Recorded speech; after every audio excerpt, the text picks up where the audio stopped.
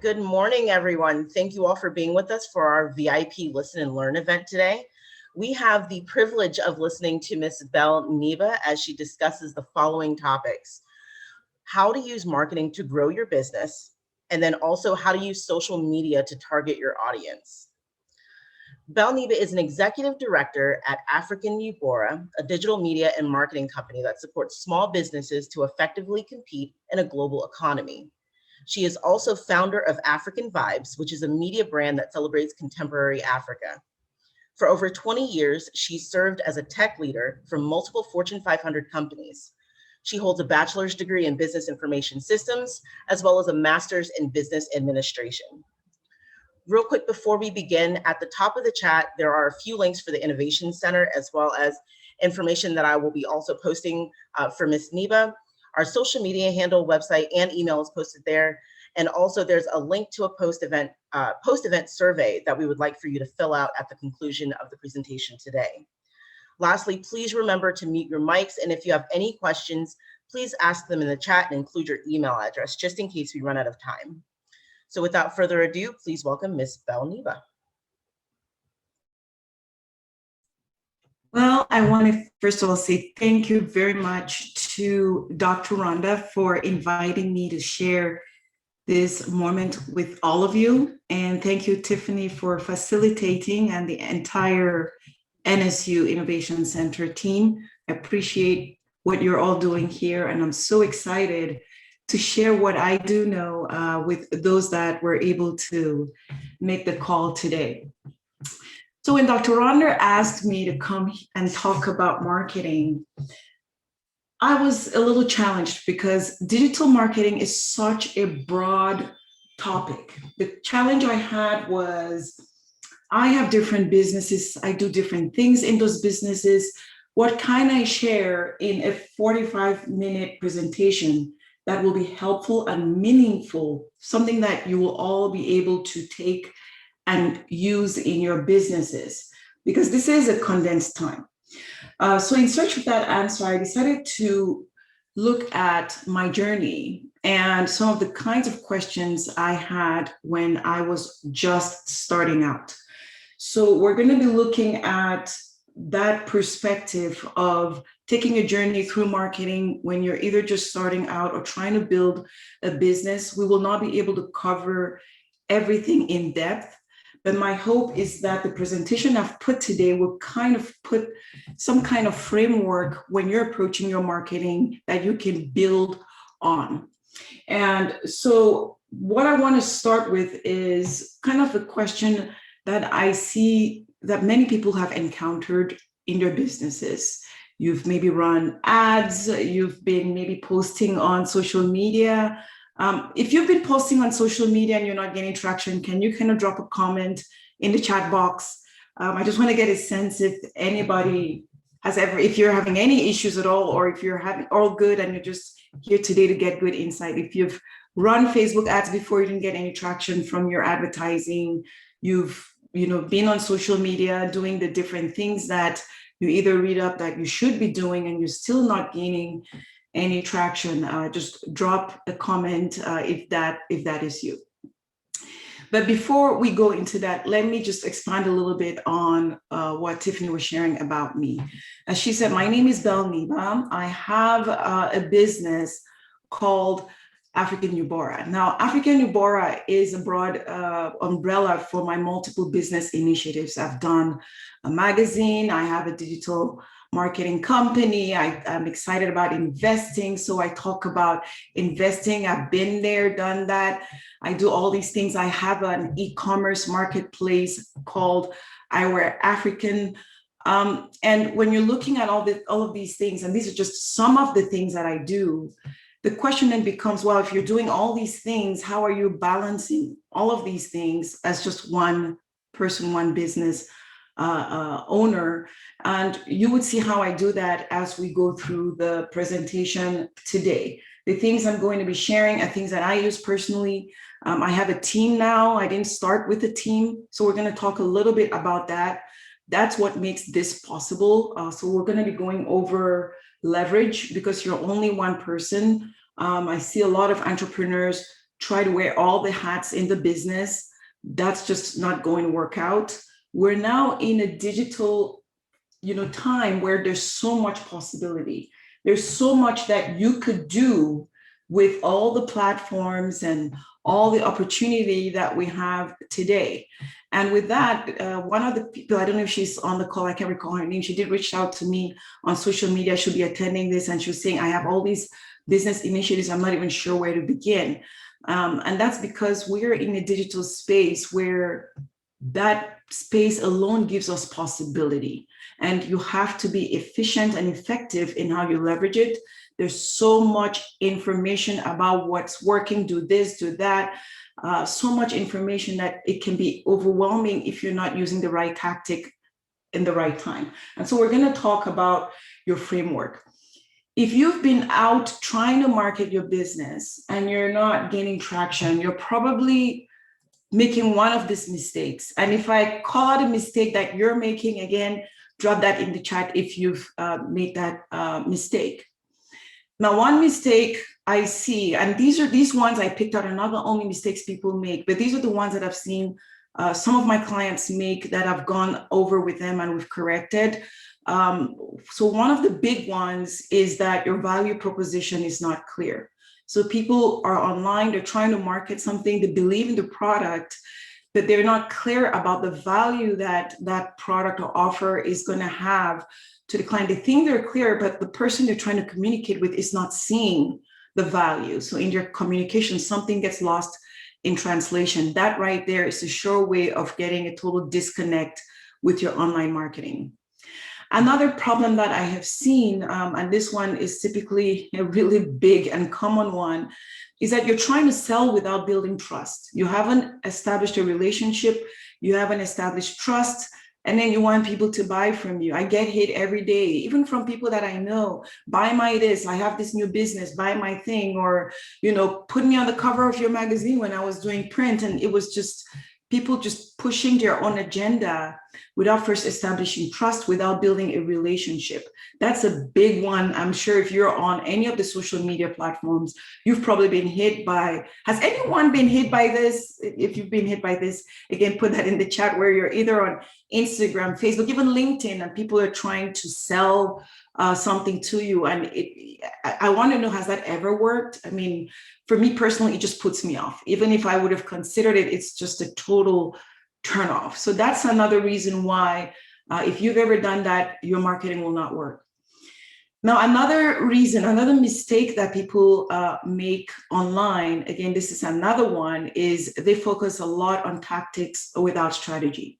So maybe someone has told them, go do Facebook Lives, and they're out there doing Facebook Lives, but there's no clear strategy on why they're doing it, how it's going to serve them, nothing. They're just doing the lives because somebody said they should do it.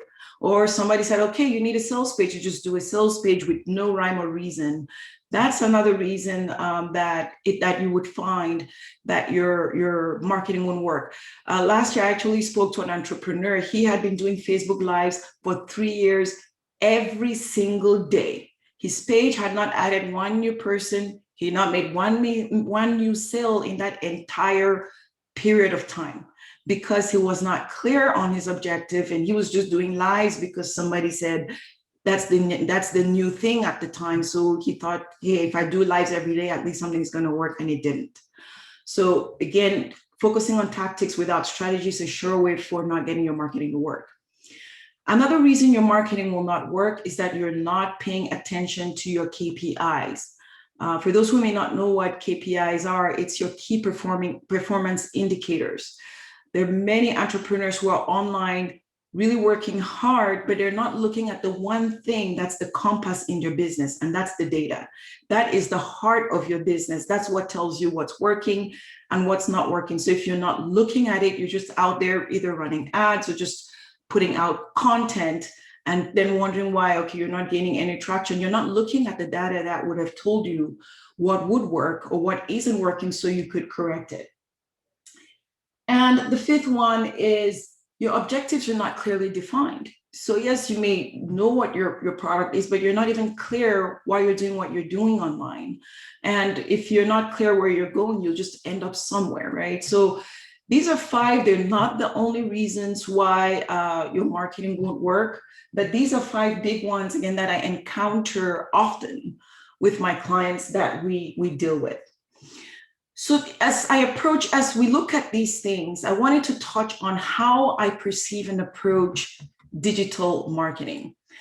I'm one of those people, I'm very data-driven, very systems-driven. And for me, when I look at things, I have to organize them into buckets in how I process the information so I can properly approach it and target it. Again, we're in a space where there are all kinds of frameworks and methodologies and tactics and do this, do that. And so I had to condense it for myself into what I call my digital marketing pillars. When you're online, you may think that you're there to sell your product, market your services. What you're really out there to do is you're out there trading attention. The true currency online is attention. And that's the first pillar. When you're on, let's say, Facebook, for example, Facebook has a very tough balancing act to make. So I'm going to use them as an example. And it's not just Facebook, it's Twitter, it's Google, it's TikTok, it's whatever social platform that you may be wanting to use. They have a very tough decision to make. If their true currency is attention, and I believe that it is, and I believe strongly, and I'm not the only digital marketer that believes it is, this is the true thing that we're trading online. So let's say I'm online and I'm looking at a feed. Facebook has to make the decision of serving me the best possible content to keep me on their platform, because the true currency is attention. So they're going to trade good quality content in exchange for my attention. If they don't give me good content, I'm going to move elsewhere and go elsewhere. I might go to Twitter, I might go to Instagram, I might go to some other website. Now, for them to strike that balance, that means even when people pay them for ads, their algorithm needs to make a decision on whether to show that ad to me or not. That ad is competing with content on the platform. They need to also decide whether at any given time, are they showing me content from the people that are in my network or not? And they're balancing this and many other things in order to make that simple decision on what to show me as the exchange that they're going to make for my attention. So if Facebook is making this balancing act, it means you're making this balancing act because the true currency is the attention of the person that you're trying to reach.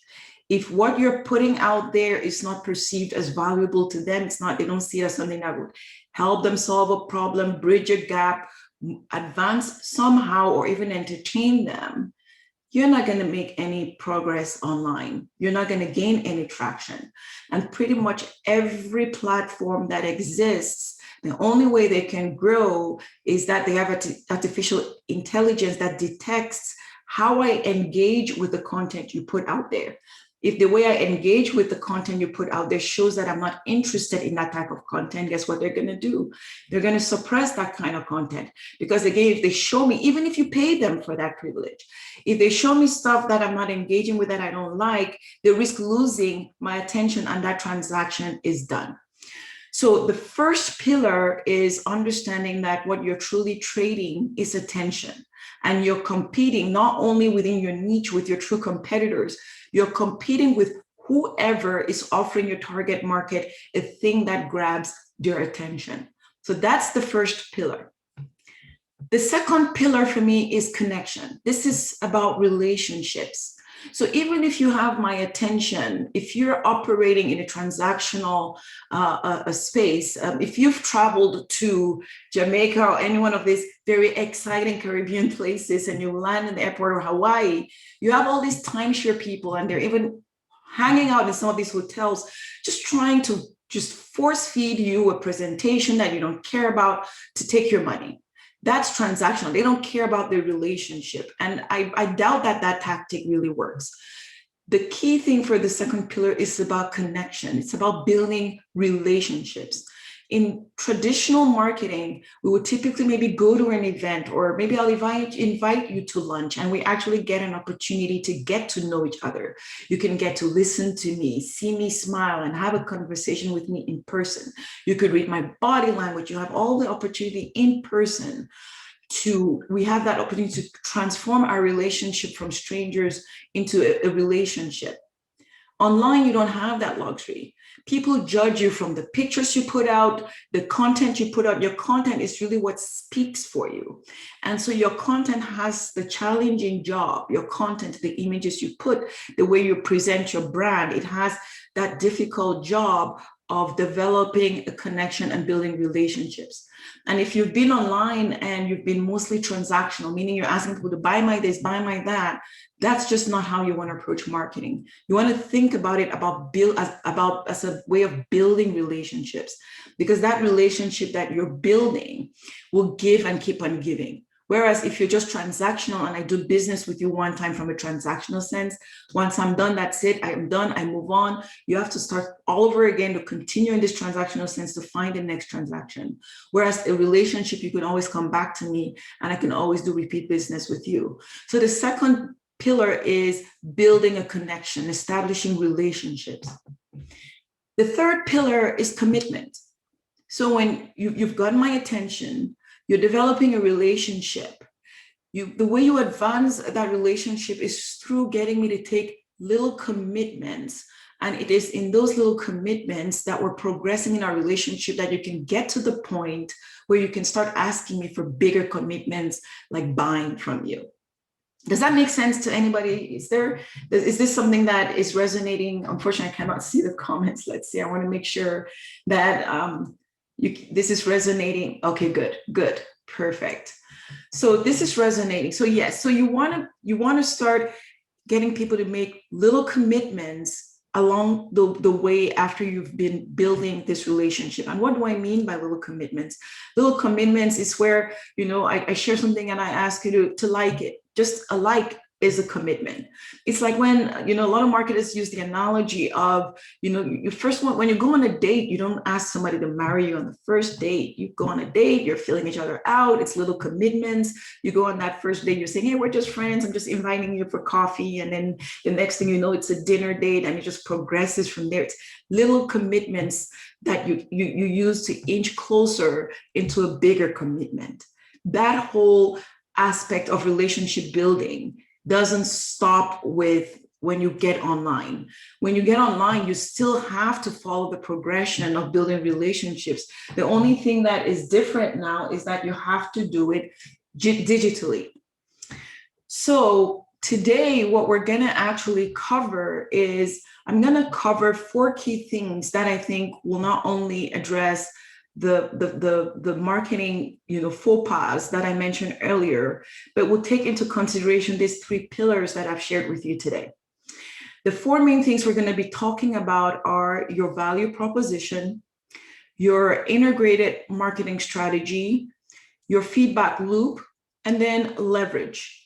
And at the end of this conversation or of this talk, we'll have the opportunity for me to answer questions. I know we don't have a lot of time, so if I am unable to get to your question, to all the questions, then feel free to connect with me. I'll drop my contact information. You can connect with me through any one of my social media platforms. The key ones I use are Facebook. You can find me on Instagram, on LinkedIn, on Twitter. Just connect with me there. My handle is the same. It's Belle Niba. So if you connect with me there and you have a question still that you need help with, I'll be glad to help you move along with your marketing. All right, so let's talk about value proposition. I love this quote by Albert Einstein that says, if you can't explain it to a 6-year-old, you don't know it yourself, right? So you want to be able to break down your idea and reduce confusion. Again, you're communicating in the digital space, and sometimes you don't have the opportunity to do it over. When you've put out a piece of content with the avalanche and overwhelming amount of content that's online, you just have seconds to keep somebody's attention, and they have that piece of content to judge you with. They look at it, they're like, okay, this is not for me, and they move on, and maybe it is for them. But the disconnect is that you're not properly communicating your value. So let's look at some clarifying questions that I put together that I feel will help you not only in thinking about your value proposition. These questions that I've put here, when you look at these questions, and I would strongly recommend you attempt to answer them. Don't try to overthink it. Just quickly, as we're going through it, just write whatever comes to mind. Because when these simple questions is the way you have to think about marketing, when you're on whatever platform that you're using.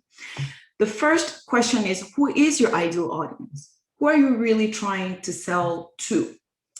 So I put an example here as solopreneurs in a service and consulting business. You've seen I have multiple businesses. My different businesses, we have different products.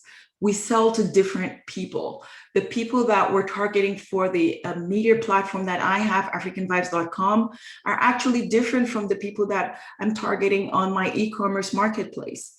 It was a spin-off from that. The people in the e-commerce marketplace like fashion, they're mostly women. The people that are on my media site where it's promoting contemporary African culture, there's a segment of that really loves to look at business and travel. So there's that. So even within that media site, we segment who we're speaking to. We're not having the same conversations. Certain pieces of content, we go to certain types of forums to share it there because the people in that forum, that's what they're interested in. People who are interested in business related things, you go and start talking to them about fashion, that's not what they're there for. And this very question reflects what platforms you're going to be focusing on when you know who your audience is.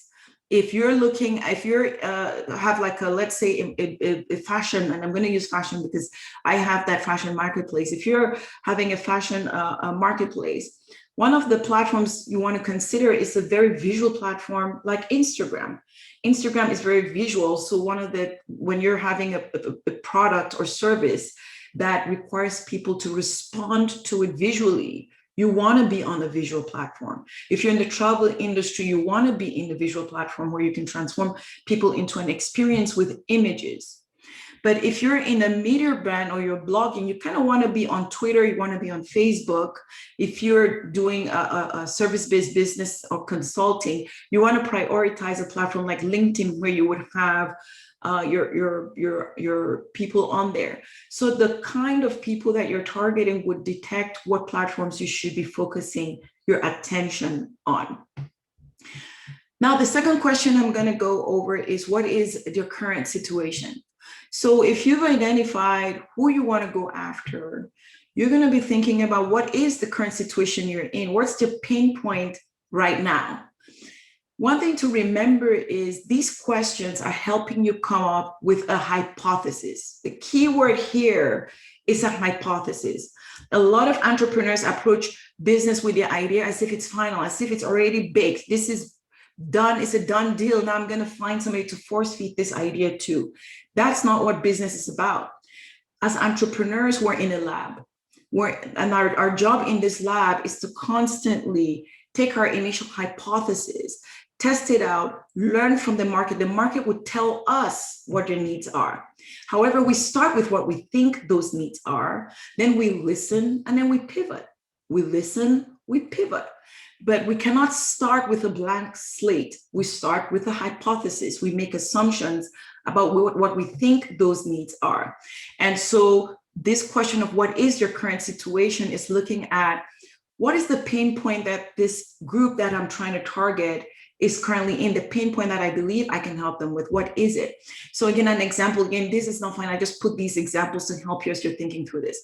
They spend over 50 hours a week in their business and have little time to enjoy their work. So maybe their current situation is that they want more time. They want to be able to have more time for themselves, for their families, but they don't want to compromise business revenue. They also want to make more money. And this is actually a current situation for a segment of clients that I consult with. So that's kind of why I use that example. Now, another question is, what is your desired outcome? So we know who we want to target. We know what we think your current situation is. And then the other question now is, what outcome are they seeking, right? So again, in my example, this target market is they want free time, like I mentioned, and they want to grow their business revenue without, killing themselves in their business. So you want to be clear on that outcome. The next question, what is stopping them from getting what they want? One of the key things in thinking through these questions that I want to kind of point out is, when you're communicating online, you'll be closing these gaps through your content. That's why you have to think through these questions. Instead of just putting out content, you want to be closing these gaps. So you want to know, what is stopping them? What have they currently tried to do that has not worked out for them, that could cause them to say, I've tried this and I'm still where I am. So you want to identify, for some people, it may be that they're just overwhelmed with the amount of solutions online. They're not even sure where to begin. For some, they may have tried a coach and they picked the wrong coach. They may have tried a course and it was the wrong course. There's usually a reason why people have not progressed in their journey, and there's still the pain point. Again, you're hypothesizing. You could research informs to make a very decent hypothesis, but again, that's all this is. Your next question is, how will you help them? How will you help them to close this gap? So it might be a course you're doing, a product you're selling that would help them. Whatever it is, you want to be clear. What is the solution that you're going to be providing to these people to close the gap between their current state that they're in, this current frustration, and the outcome that they desire? All right. And then the last question here, and these are not a definitive list. I usually have a broader list, but for this call, I kind of just picked this 6, which I think would hopefully you'll find helpful. What do they need to believe about you in order to give you their attention? Remember, the currency here is attention. What do these people need to hear, believe, see from you to know that they can trust you to solve their problem? Again, that's not a question I can answer for you because I don't know what your businesses are, but that's a question that you need to answer for yourself. For some people, they may need to see proof. And the proof doesn't always mean that the proof is always in your experience. When you're just starting out, sometimes you don't yet have the proof. You don't yet have the clients, but you can help people out. You may be able to borrow proof, whether from a mentor or case studies, but whatever it is, you want to be clear on what people need to hear from you in order to trust that you are the right person to solve their problem. Now, when you have these together, you can now come up with a hypothesis. So I'm going to touch on a few examples that I've done this exercise. I came up with a hypothesis and I tested my hypothesis. So after you come up with your hypothesis, you need to test it. You need to find out if you got it right. You just came up with, here's what I think the problem is. Here's how I think we're going to help these people with that problem. But are you right? How do you know you're right? So what I do for and I'm going to pull from different things that I've done in the past to test an idea.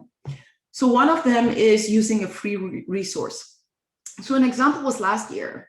I was getting, when COVID hit, I had conversations with some entrepreneurs to try to understand some of their biggest challenges. At the time, I was looking at niching down our digital marketing services because we're getting clients needing so many different things. And I didn't want my team being all over the place. I wanted us to specialize in an area. And at the time, I was looking at us doing, building the marketing foundation for businesses. So I came up with that hypothesis because it is a core piece of marketing. And I felt I was seeing that there was a lot of gap in that area. So I thought, okay, this is what everybody needs. This is what they understand that they need.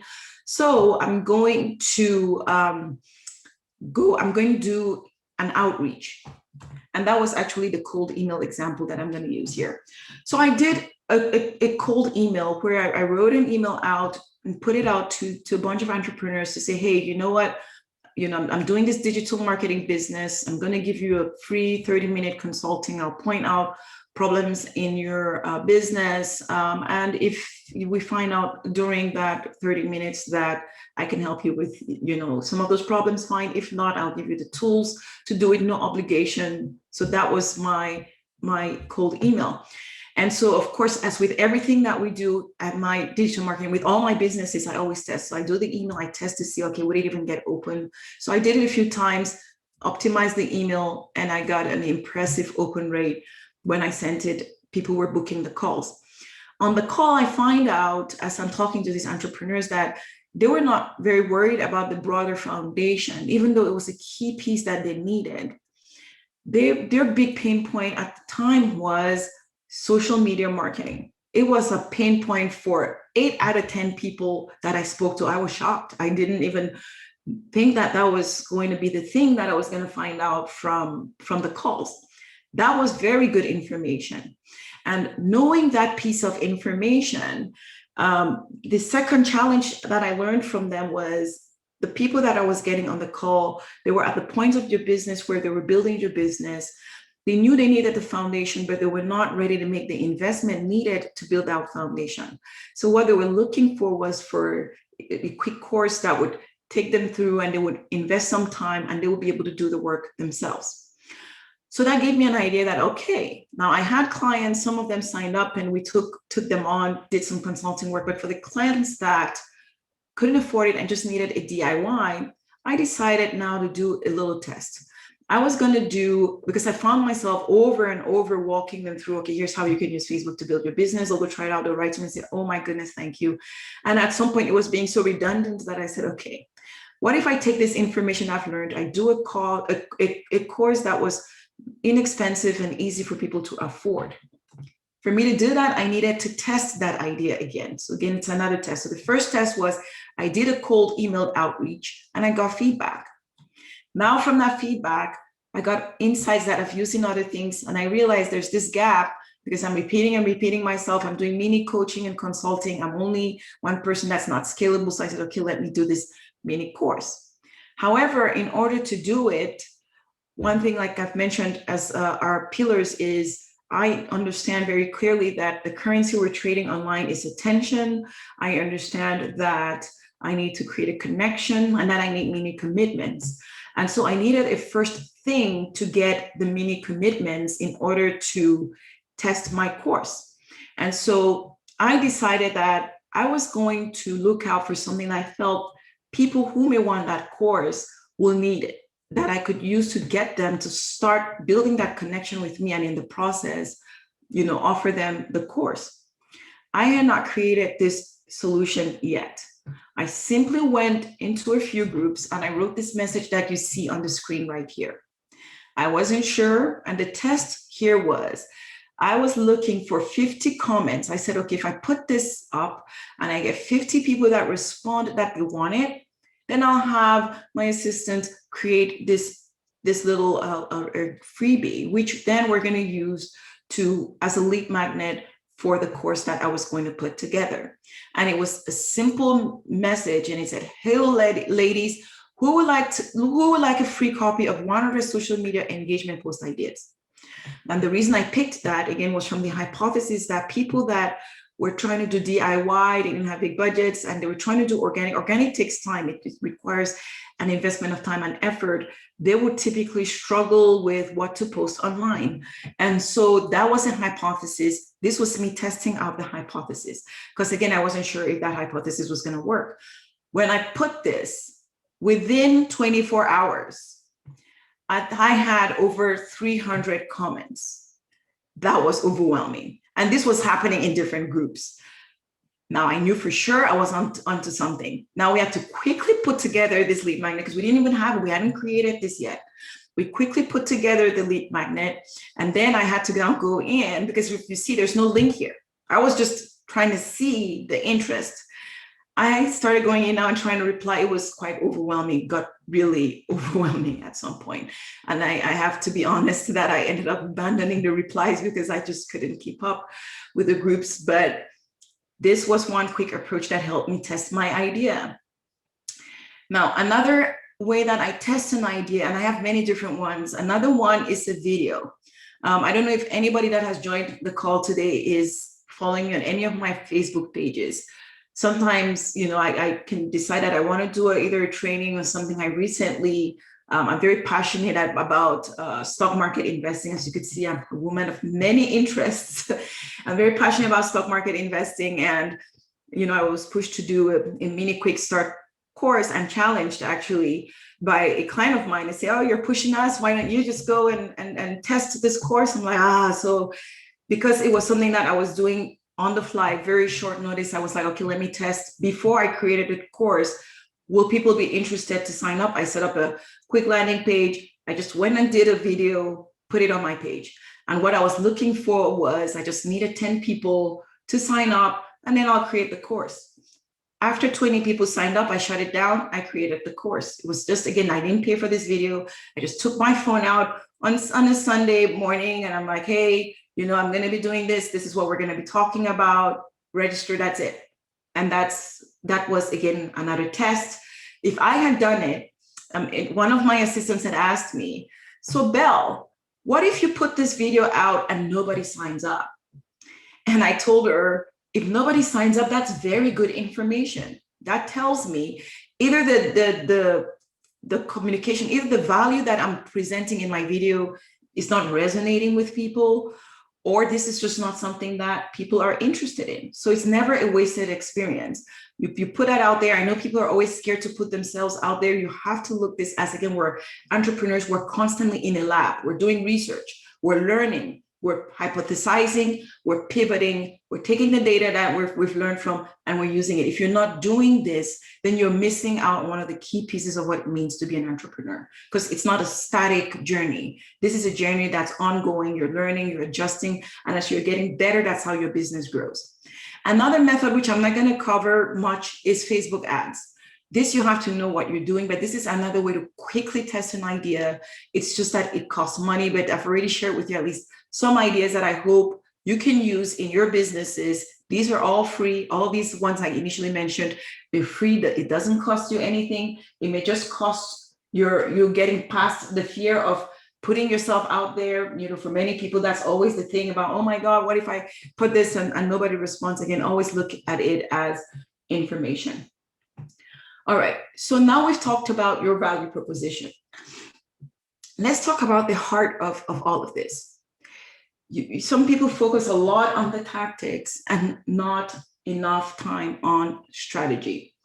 I love this quote. I don't know if any of you has anybody read The Art of War? One of my favorite quotes by the author Sun Tzu is, strategy without tactics is the slowest route to victory. Tactics without strategy is the noise before defeat. Remember the example I gave of the guy I spoke to last year who was busy doing Facebook Lives every single day for 3 years straight. Now, at least you could give him a big, prize for commitment, right? I mean, Facebook Lives every day for 3 years. And because he was doing this without strategy, he did not generate anything from that commitment. Most of the time, people fail in business because of lack of commitment. This guy had overcommitment, but it was not giving him traction because of one big miss. He didn't have any integrated strategy in what he was doing. He was doing it because somebody said Facebook Lives is the thing that you have to do. That's one thing that we kind of want to correct. Let's correct that for you right now. Now I'm going to share this. This is a very in-depth concept that we will not have time to go into all the depths, but I'm hoping that I can cover it enough that it would kind of shape it. For those of you that may not be familiar, some of you may already be familiar with this. This is the condensed version. When you're thinking about your marketing, you want to think about it in what we call a customer value journey. And the way that customer value journey works is, first you attract people. Remember what we talked about, attention. Then you engage them. That's kind of where you're building that connection, building those relationships. Then you convert them. That's when they start making those commitments that I was mentioning. After converting, you can put a step. Some people put steps for closing and delighting. Closing is where, they're actually becoming customers. Sometimes I just leave that under convert and close. And then you delight them. And that's the point where they're becoming, a fan, and they're referring you. And, now you've had someone that's marketing on your behalf. Now, a lot of times people are stuck in the attract phase. They don't even realize that they're just stuck there. They're out putting content and blogging because they've been told that, blogging works, and they're not even realizing that they're not looking at the bigger picture. All those little things, go post on social media, go do a Facebook Live, optimize your blog for SEO. Those are tactics. Yes, we may say SEO strategy. Within its own context, it is a strategy, but from a broad perspective, it is a tactic. The real strategy here is you're ultimately trying to attract, engage, and convert. And you're taking a customer through a journey. And if you remember the questions that we asked, the 6 questions, throughout this journey, you're going to be trying to answer those questions for your customers in different ways. So what do we mean by attracting? When you're putting out your content, remember, our true currency is attention. You're trying to put content out that will grab my attention, whether it's on your blog, whether it's on your social media, and the way that people, don't always only look at whether people are liking or commenting on your content, because people sometimes see your content. If you're having good reach, it means the platform has determined that people are actually interested in your content, even if they don't click, they don't like. I have had clients call me up, sign up, that never ever responded to anything I said, but they read every single thing that I put out. I've gone to events and people know my name. They know me, they're following me. I don't know them. They know everything about me because they're following everything I say, but they've never commented on anything. So if I was just going by comments and likes, I would be making the wrong assumption. What I do like to look is, if a platform is giving me reach, it means that they've determined that people are finding my content valuable. If they're taking away reach, it means I'm losing that attention. That's how I kind of look at that. So your content strategy should be serving the purpose of trying to get the attention of your target market. Your SEO strategy, that's exactly what you're doing. You're competing for that spot from a Google's perspective. Again, Google has artificial intelligence.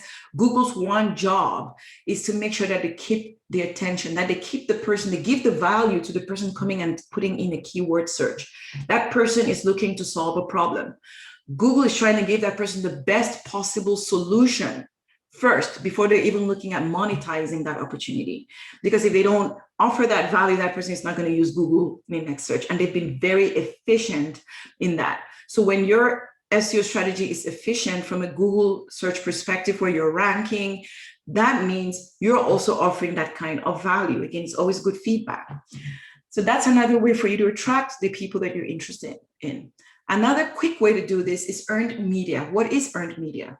That's when you're going on podcasts and giving interviews. That's when you're doing events like this, like me showing up. Some of you never knew my name, if I've never even known about me.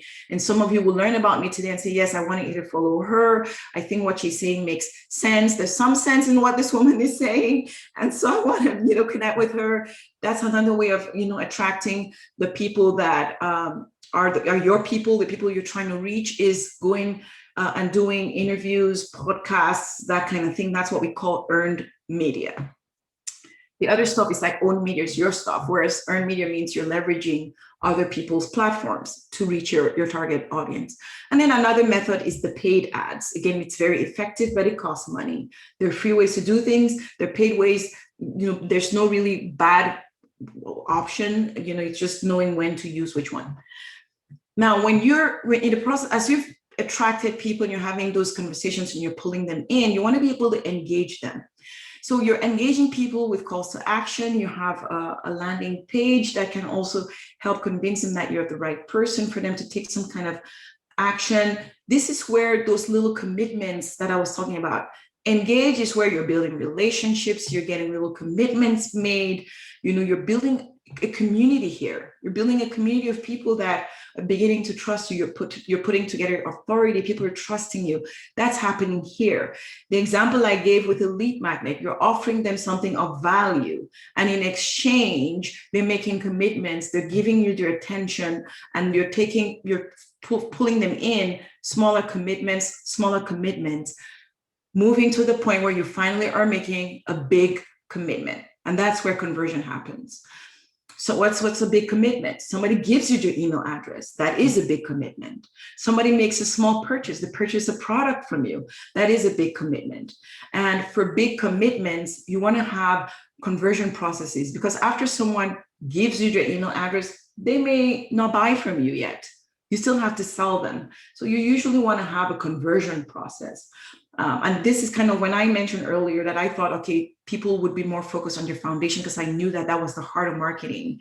And I was surprised to find out that they were really stuck in the attract portion of it. That was where they felt their pain was the most. While a lot of people focus here, and it's good because you want to get attention, the heart of your marketing really happens where you're handling your conversion, you're nurturing, and you're going through your sales process. Because this is where your people are now connected to you, and you have a constant opportunity to sell to them. That is how you have to look at your marketing framework, your marketing foundation. So we've talked through that. I want to give you kind of a quick content framework that would help you hit those different steps. It wouldn't hit all of them, but it would kind of help you if you follow this, especially for those that want to really leverage your organic marketing. We call it organic. This is where you're not paying for marketing. This is a framework that I want to share with you that you should be using. I teach this in my course. I'm going to go through it very quickly, but hopefully, you want to take notes. Hopefully this would resonate with you. Unfortunately, this is covering this. I hope you can all see it. Oh yeah, actually, let me put this here so you could see it. Can everybody see this? If you could see this, can you see all the stuff on my screen? Let's see, because I can't see that. Yes, can you see it? We can see it. All right. So what you want to do is go through, I break it down into 7 groups. You don't have to use these 7 groups, but I want you to think about it like the days of the week, right? You could structure it like the days of the week, and each day just makes it easy. Each day you do each one. It takes getting used to, it takes practicing. But when you start doing this over and over, I don't always do it. I have to be honest. Sometimes I forget. I sometimes come back and I'll do one step, and then I don't always do it. But I assure you, if you follow this and you're consistent with it, you will definitely land clients. I mean, I did this. Sometimes I just get to it. I'm like, okay, this month I'm going to do it. And then I land clients. I'm like, oops, I'm overbooked. Let's stop this. So it works. This works. I've tried it. Everything I'm sharing is what I've tried. It's battle tested, right? I never, even with my clients in my business, everything we do has to be battle tested before we're saying that it works. So here's what you want to do. So day one, your day one could be Monday. It could be any day, but let's just say Monday. You want to have at least one day a week where you're building authority. And what is authority? Whatever your niche is, the question you want to always ask and answer is, what do I want to be known for? What do I want to be known for? That's usually a big question.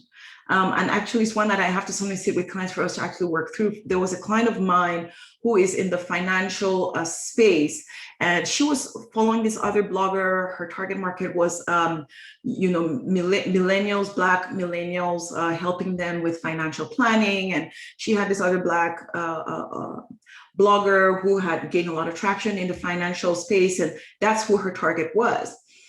And so when we spoke and I listened to her, this was a very bright young lady with spirit. She came to me to help her with her marketing strategy. And I said, but you have to be known for something. And she kept benchmarking with the lady. I said, but What if you position yourself as the Dave Ramsey of Black millennials? She hadn't thought about it. She paused. She was like, I hadn't thought about it. That's kind of big. I said, because that's where you should be headed, right? I'm not saying become Dave Ramsey, but I'm saying think of it yourself within that context and then position yourself, aim really high, then try to exceed that. You could carve a niche for yourself by building that for yourself. But once you start thinking that this is the persona, this is the area I want to build authority in, she was selling all these little products for $7. And I was like, shift from that. Now match the persona, your conversation so should match the persona and the goals that you've set for yourself, because we set brand new goals for her. So we have to kind of restructure her entire suite of products and come up with a whole new plan. The point is, before you start building authority, you need to know who you want to show up as, who you want to be known as. And it's not always one identity. You could see I have many things. And so on different platforms, depending on the platform you go, you would see me positioning myself. If you pay attention, you actually notice, like on LinkedIn, that I'm positioning myself as a marketer, because the kinds of clients I'm after on LinkedIn are typically people that need marketing services. If you go on Instagram, you would see a lot of personal development, stock market investing, financial wealth creation, and that kind of thing, because that's what I'm pushing. That's the agenda I'm pushing there. So it's different based on the platform. You can use the different platforms. You don't have to have the same message for every platform.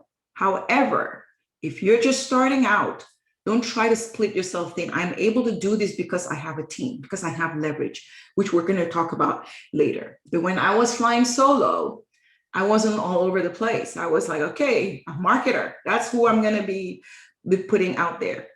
So you want to build your authority around the thing you want to be known for. The second thing you want to do, let's say day two. So content to build your authority is content that's you're giving an opinion about some industry fact. Maybe there's a statistic in your industry that you disagree with and you have a strong opinion about it. Share your opinion.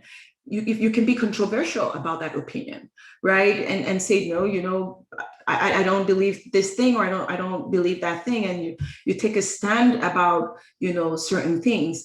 That's what you do when you're building authority, because then people now start looking to you because you now have an opinion that does not ride the tide of the popular conversation that's happening in your niche. Day two, again, I'm going to say day two, you could mix and match. You don't have to do it this way, is engage. Remember how we talked about getting small commitments. You want to put something that's engaging. It doesn't have to even be in your particular space. You can just engage by putting a funny TikTok video and put a relevant thing to it. If you go to any one of our platforms, my marketplace, my media site, we do those little engagement videos. We put it and people will comment. It could be a baby dancing and it's for Friday and everybody, it's just a fun video. It generates engagement. This does two things. You're training people to make small commitments where you're concerned. At the same time, you're warming up the algorithm of the platform that you're on. The next one is connect. You want to get them to know you. So be a little vulnerable. Share something about yourself, something personal, a lesson you learned, something about your journey, because you don't want to come off like the person that has it all, knows everything, has figured it all out. If you're out marketing your brand, you want to show up and be a little bit vulnerable about, something you're going through. And it could be a lesson learned. People love vulnerability. It shows that you're authentic. And that's what people will very quickly connect with you. It's actually something my team would usually say, Belle, we need you to do a video. We need you to, every time you do a video, everybody, we see our numbers jump. And so I don't do enough of it, but you want to be vulnerable. You want to just be you. Last year I did a little silly thing. I was like, I can't do 25 push-ups. And I decided that I was going to challenge myself every day to do one more push-up, starting with one push-up. Some people laughed at it. Some people loved that I was doing it all on every day after day, putting these little videos. And I got clients from that. But it just showed me as a normal person, I was being vulnerable and, I was doing my thing. I was getting people coaching me, clients texting me, okay, this is how you do it, Belle. In that video, you didn't do your posture wasn't correct. And so it was a little fun thing. I was being vulnerable and, people connected with me that way. Next, you want to give value, solve a problem, teach them something. Again, this something has to tie with what you're trying to sell, what you're trying to position yourself as an authority in. Don't go off the cuff with something completely left field. give them something of value, teach them how to solve a problem. So that kind of starts also building your authority and expertise in your space. Next, you want to have at least one day a week where you're actually asking for the bigger commitment. That bigger commitment could be for someone to join your email list. It could be for someone to check out your new product. You may not gain traction initially, but if you do this over and over again, you would start seeing some of these things will begin to convert. So you want to have at least one day a week where you're asking for a commitment, a sale, you're asking for an email address, something, one day a week at least. Have a call to action. Day 6, you want to give proof. This is where you have to build a trust. People buy from people that didn't know, like, and trust. Maybe you've heard this before, maybe not, but that's why people would buy from you. That's why you will call your girlfriend or your mom or someone you know to ask them for a recommendation, is because you like them already, you know them, you trust them. If they're using it, it must be good. So that's why you're calling them, right? It doesn't mean it's always good, but you're trusting, you're transferring that trust. You're trusting that whatever they recommend will be better than what somebody that you don't know will recommend. That's why it's key to build relationships, because you want people to come to you because they trust you. And so when you recommend a product, whether it's yours, whether it's an affiliate product that you're making money off of, they would be more comfortable with doing business with you. You want to give proof, and proof is how you will establish that trust. Lastly, you want to at least have a day where you're motivating and inspiring people with your content. So this would be your quick content framework.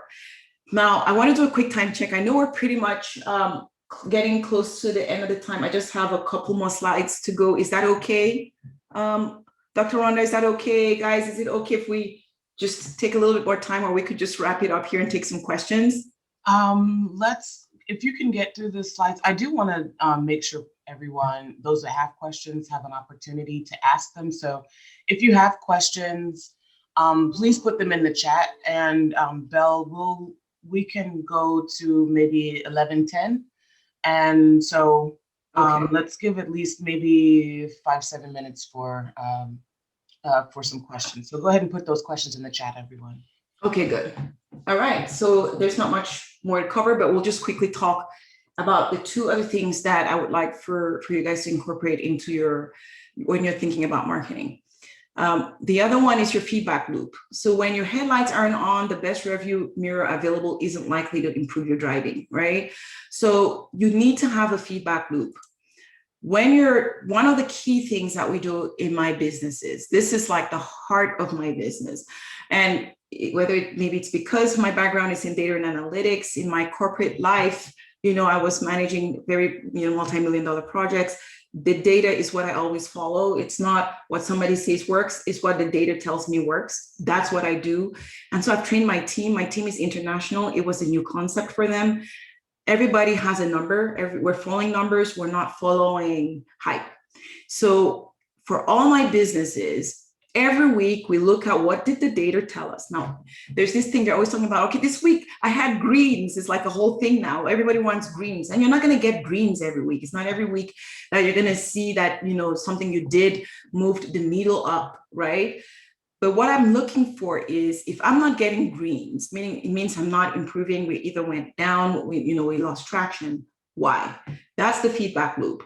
As long as we're doing what we're supposed to be doing, we're expecting that we'll be seeing some growth.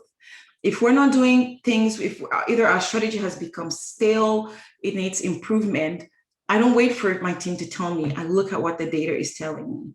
And then what they typically do every week, they prepare a report where they look at, why did it happen? What can we do to improve it? And all of that. So again, make sure, if you're not doing this, that you're looking at the insights, all the platforms you're on, your website. Google Analytics is your friend. It's free. So sign up for Google Analytics and get comfortable with looking at those numbers. Facebook, Instagram, all the platforms, LinkedIn, they all have insights that will tell you how you're doing. I just pulled this insight actually last night, and I threw this here from my marketplace. You could see that in the past 28 days, our reach, again, as I mentioned earlier, you want to always look at reach. Reach tells you whether Facebook agrees with you that your content is found valuable, because Facebook typically wants you to pay for this. This is from a Facebook page. Facebook is very stingy when it comes with giving anybody reach with pages. And we're doing these organically. We're not paying for any of this. So this tells us that the strategy we're doing works. Did we arrive here overnight? No. My team meets, I give them guidance, and they've gotten so good that they come out to me with ideas. So you want to look at your numbers. Your numbers will tell you what's working and what you should be doing differently. This one here in the middle is from a tool that I use where it brings all my analytics so we don't have to go to Facebook and all those tools. I put it in a report and then we use that for my business. So I just wanted to point out, I take the guesswork out of your efforts with analytics. All right.